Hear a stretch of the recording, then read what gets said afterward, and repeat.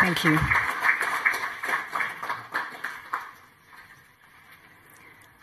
I would now like to invite Dr. Alfred J. Sumani, Executive Secretary of the National Science and Technology Council, and Professor Manasseh Mbonye, Executive Secretary of the National Council for Science and Technology, for the signing of the Memorandum of Understanding for the following agreement. A Memorandum of Understanding in Science, Technology, and Innovation.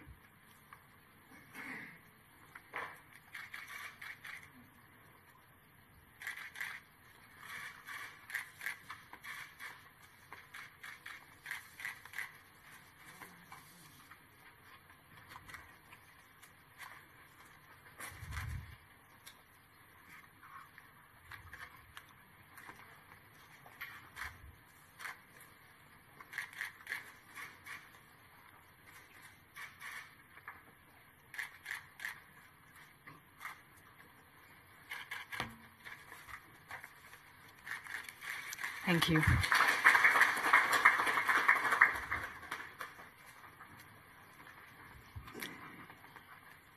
And finally, I would now like to invite Mr. Michael Nyirenda, President of the Zambia Chamber of Commerce and Industry, and Mr. Stephen Ruzibiza, Chief Executive Officer of the Rwanda Private Sector Federation, for the signing of the following Memorandum of Understanding. A Memorandum of Understanding between the Rwanda Private Sector Federation and Zambia Chamber of Commerce and Industry.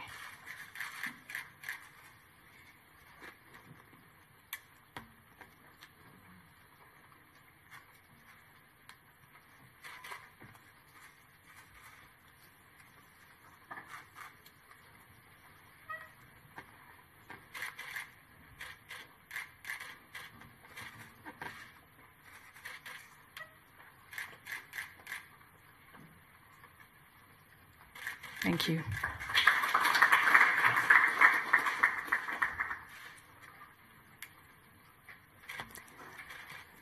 And now, Your Excellencies, before we proceed to take two very brief questions from members of the media, I would like to ask if you have any brief statements that you would like to make. Thank you, sir. We will now begin by taking two brief questions from Zambian and Rwandan media. We will begin with our guests, Zambian media. I'd like to invite Herbert, if you have your questions, please. My name is Hector Simfokwe from ZNBC in Zambia. I've got two questions. The first one is targeted to His Excellency President Paul Kagame. I wanted to find out what you're going to do to realize African vision to have a permanent seat on the UN Security Council during your tenure as chairperson of the African Union. Then to His Excellency President Edgar Lungu, I wanted to get your comment of how you feel concerning this tour of duty in Rwanda, what you make of the visit to Rwanda.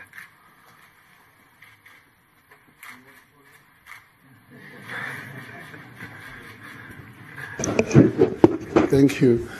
For me, this is a consolidation of the emerging view of the current African leaders that Africa should look to itself for sustenance and development. And I think that when you look at the resource base of most African countries, you discover that we are resourcefully very rich, but we have no resources to talk about. People come and exploit our resources for nothing, and we end up importing our own resources. Talk about technology, we don't have to look beyond the continent of Africa. We have others who have made a head start in terms of technological advancement, whom we should look to. And then that's the only way we can consolidate our oneness, our Africanness. The reforms that we're undertaking, I think, which His Excellency, my brother President Kagame referred to, are intended to bring out Africa, the potential that Africa has, the voice of Africa. And I think that this particular visit for me is a consolidation of my firm belief in the oneness of Africa. There's a lot we can do. Like I said, off camera, that Zambia and Rwanda should be the torchbearer, that there is a lot of benefits to be realized from cooperation between African states bilaterally before it becomes multilateral. I think that this particular trip, for me, has discarded a lot of misconceptions about the potential that lies in Africa. Are you telling me that, for example, emeralds or gold or silver or copper or cobalt in Congo, DR here, ends with a boundary?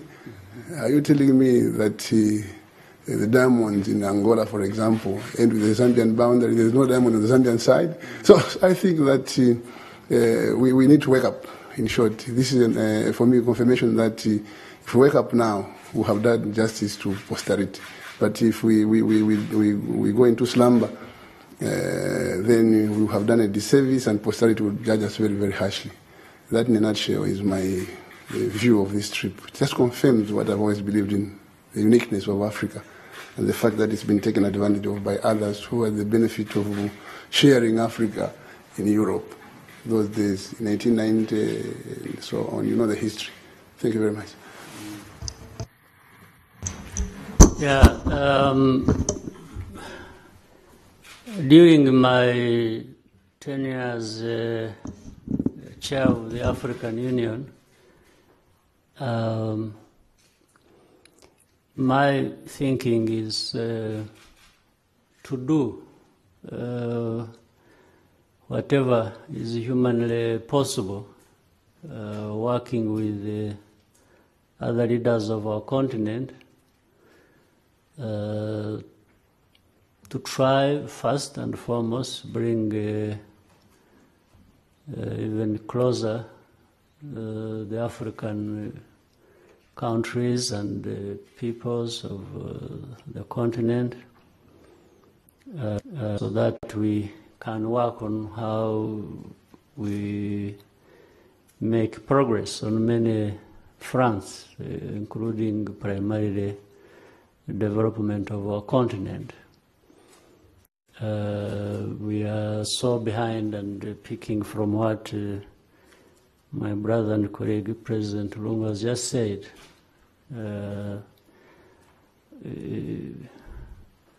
it's a shame in a sense that Africa has almost everything it needs to be where we want to be, but we are still very far from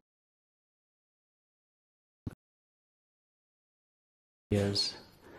Now, on the specific question of the UN Security Council permanent seat, well, if it were that easy, or according to me,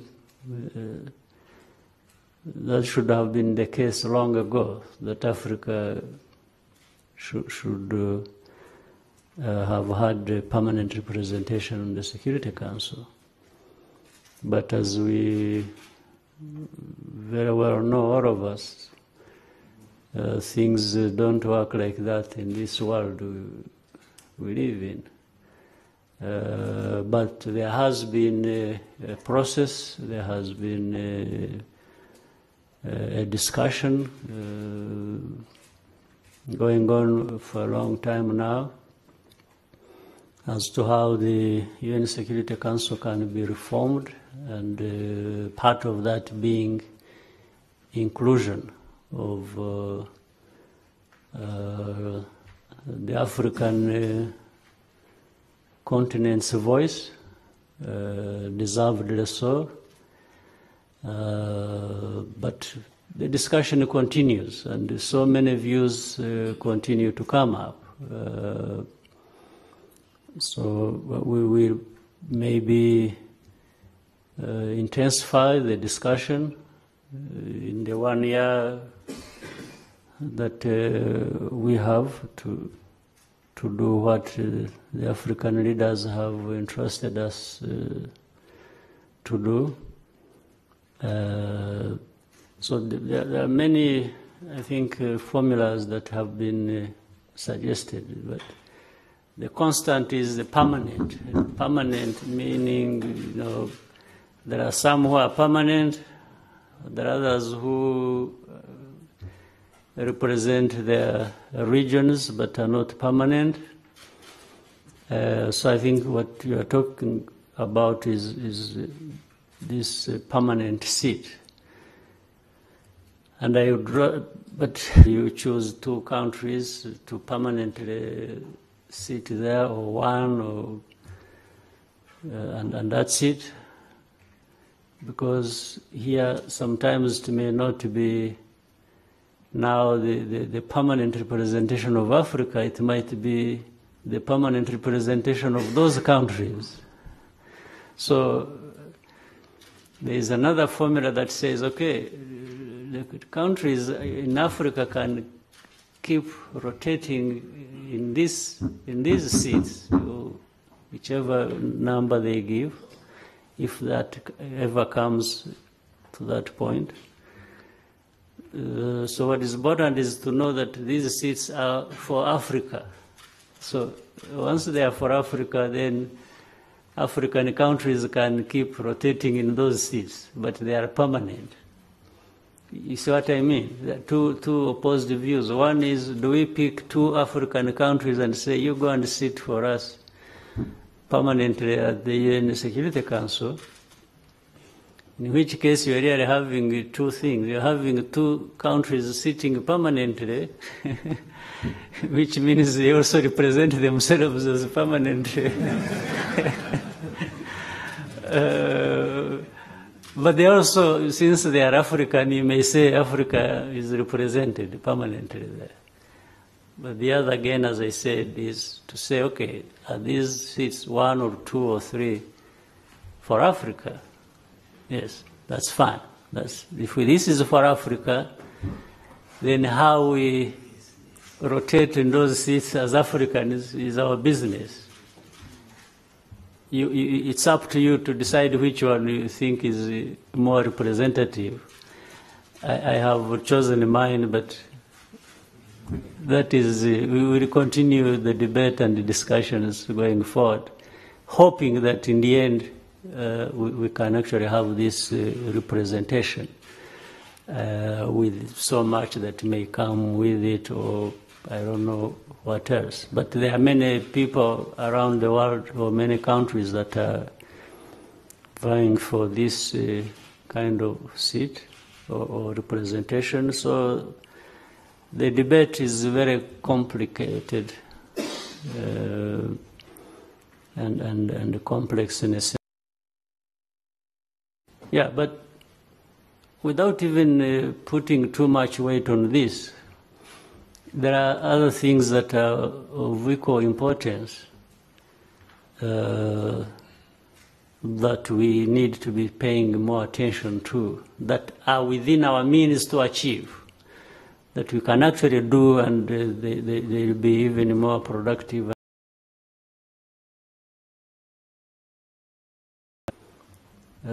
These hot seats that we may be struggling to achieve.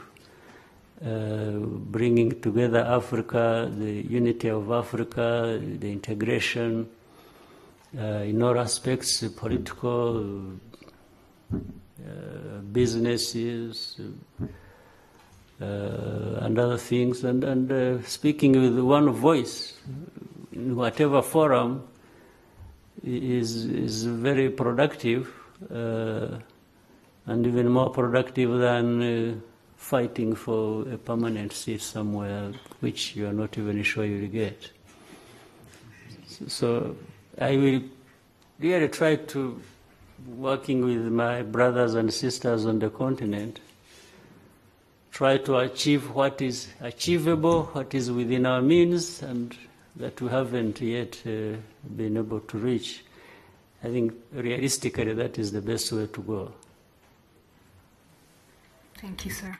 We'll now take the two last questions from Rwandan media. We'll start with Collins and then proceed to Silvanus. Thank you. Thank you very much. Good afternoon, sir. My name is Collins Mwai. I write for the New Times Daily. As of 31st December last year, the deadline given to Rwandan refugees living in the various countries to either return to the country or become citizens of the countries of their host countries lapsed through the cessation of the invoking of the cessation clause. We have a number of Rwandans living in Zambia. What has been the discussions between the two countries, or what have you agreed on? What will be their fate, and what happens to them going forward? Thank you.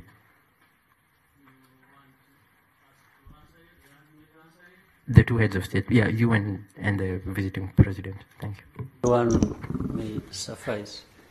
Well, I think the whole idea behind that is not to make a refugee seat a permanent one. I think refugees, when as of origin, there are different causes. People can understand it differently. Fine, but once there are these refugees, irrespective of what has created them, but which can also be looked at so that no more refugees are created, or that those that we already have, their problems are addressed and maybe they end the refugee status. I think that is the whole idea. We can't just keep producing refugees or having refugees as an end in itself. I think so. Two things, as you rightly said. One is either at a certain point, the reasons that made refugees have been addressed, and these people should feel comfortable to go back to their countries. Or whether this has ended or has not ended, there comes a point maybe where the countries hosting them may consider saying, okay, after all, these are Africans like us, and we can integrate them and they become part of us if they so choose. Because again, either way, it is dependent on choice. You don't force somebody to become your citizen, or you don't force somebody to go back where they ran from without understanding that certain conditions are fulfilled or problems have been resolved. So it is in this spirit that Rwanda has been discussing this problem with the different countries, actually. And in this case, you asked about Zambia. Even with Zambia, the discussions have gone on as openly and as clearly as possible. And I think there is a good understanding of how to resolve this matter, working with other partners. It's not just the two countries, it's always going to include other partners. There are people under the UN that are responsible for refugees. They become part of that discussion. And as long as the environment is such that people can have this discussion, the parties concerned, I think for me that's the most important thing. And then the refugees themselves also are part of the equation. They have to, at one time, decide which way to go.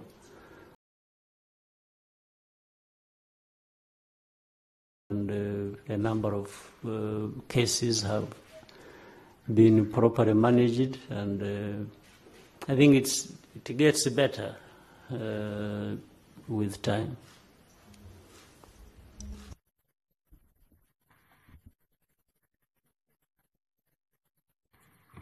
Thank you, Excellency. My name is Silvanus Kalemera from Rwanda Broadcasting Agency. My question goes to you, both your Excellencies. The AU is undergoing major reforms, one being all countries to comply with their 0.2 levy on eligible imports. 2 years ago, Your Excellency, when this decision was taken in Kigali, only 21 countries have complied or agreed to comply with this good initiative. I'd like from you, both, Your Excellency, some of the challenges that you see attached to this entire process, and specifically on His Excellency President Edgar Lungu.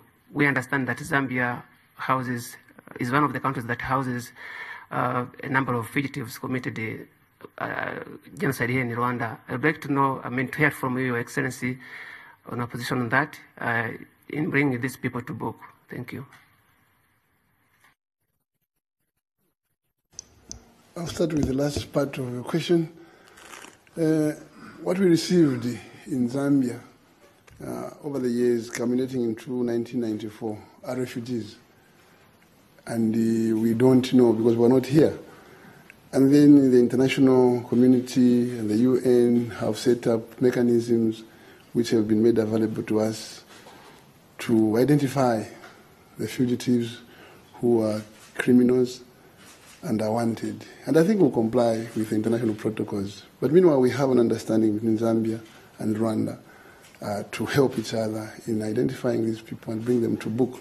But we will not go outside the law of our country and outside international conventions in doing this. I think we were one of those who identified some 8 or so. We took them to Arusha, and the process took its part. But if there are any more remaining, I think we'll deal with them. That's what I can say. But I want to assure you by echoing what my brother said, that we will not allow a situation where we have permanent refugees in Zambia. Whether they are fugitives who are running away as victims or they are perpetrators, I think the bottom line is that we have to put a closure to this sad chapter. Thank you very much. Yeah, for the reform process, especially on the part of financing which you raised, well, I wish to say that 21 countries is not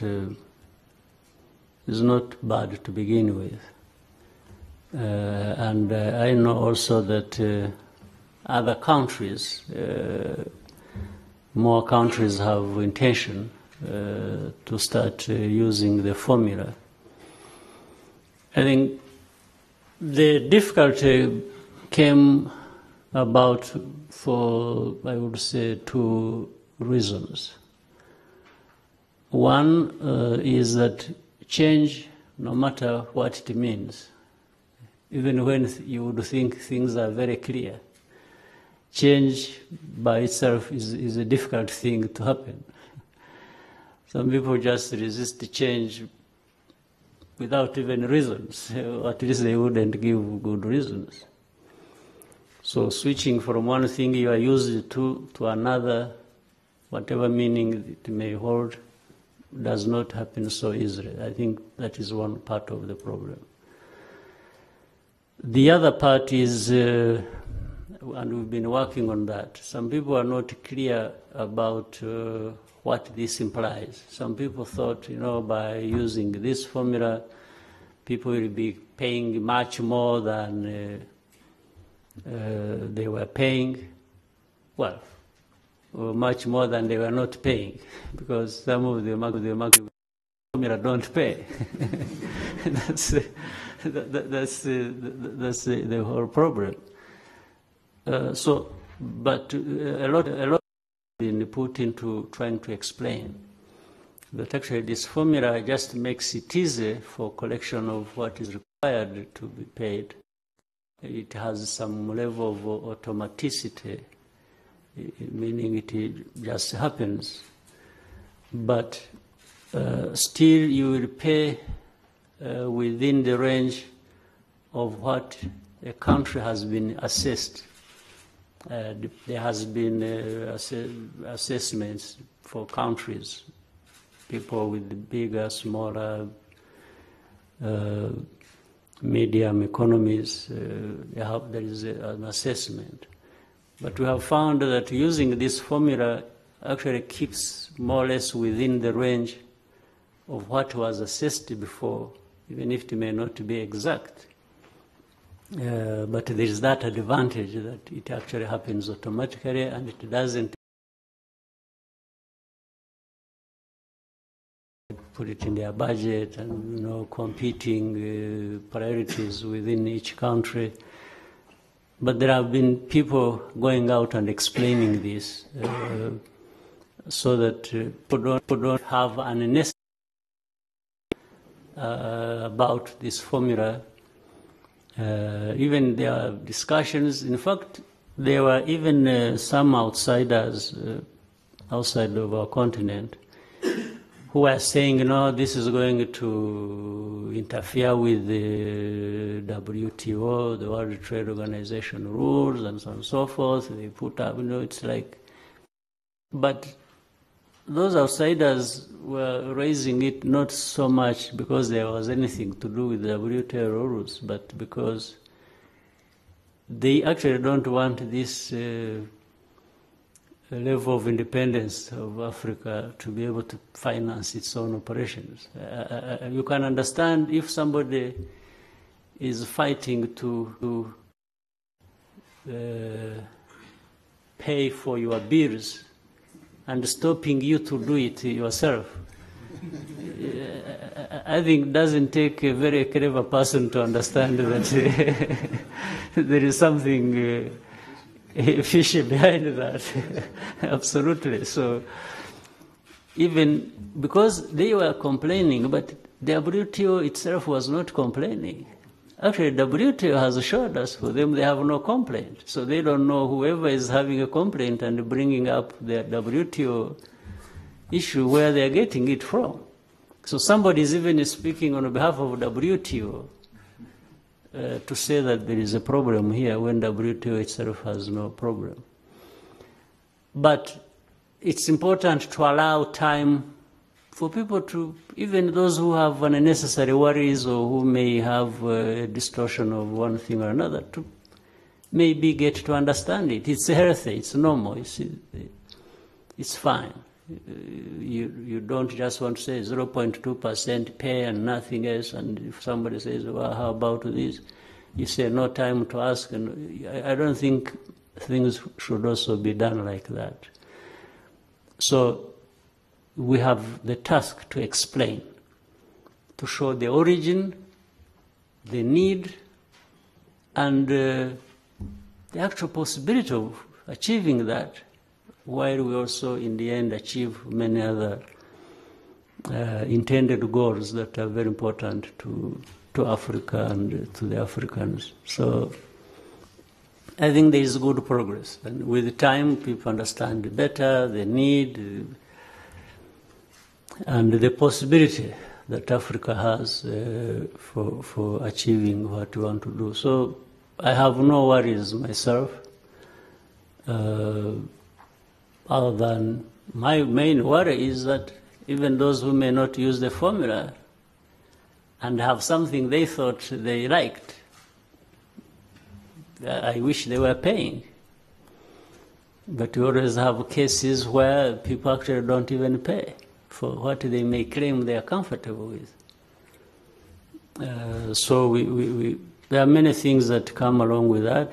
Trying a new formula that has a meaning, that makes it easy, and so on and so forth. But also Africa will have to think of, other than doing what we may all feel comfortable with, what happens if you don't actually do it, when you have promised you want to do it, or that you understand the reasons for doing it. So maybe an accountability process also will have to be in place so that we really fulfill part of the bargain, and so that Africa can move forward and stop being dragged back into what others have been living so fast. We thank you, Your Excellencies, for your time here today, and allow me on behalf of the media to wish His Excellency President Lungu and his entire delegation a safe journey. Thank you very much, Your Excellencies.